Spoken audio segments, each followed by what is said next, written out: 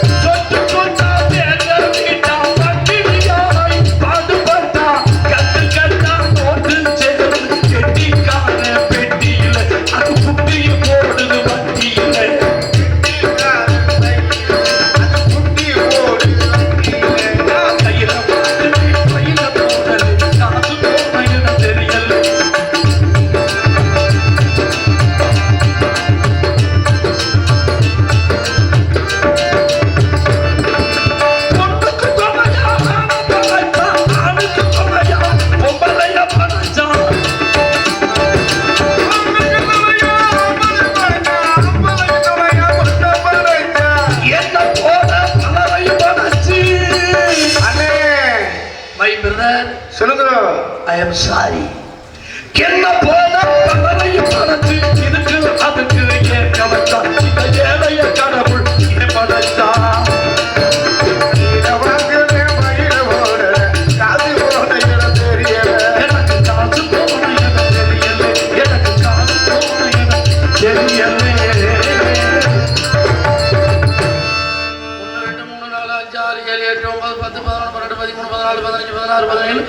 18, 19, 20, 21, 24, 25, 26, 27, 28, 29, 38 பேர்.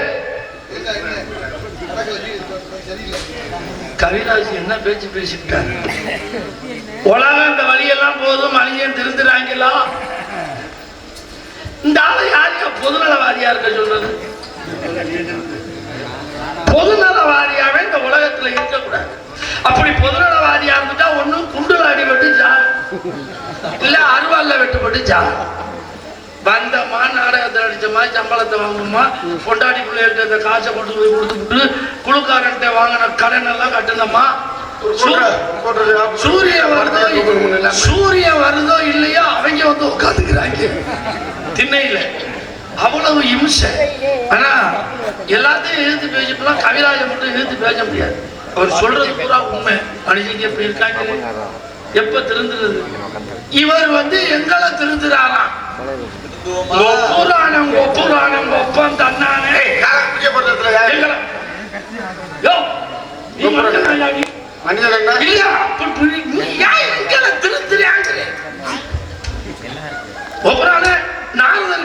நாரதருக்கு இந்த பொதுநல தொண்டு தேவையா? எனக்கா வந்து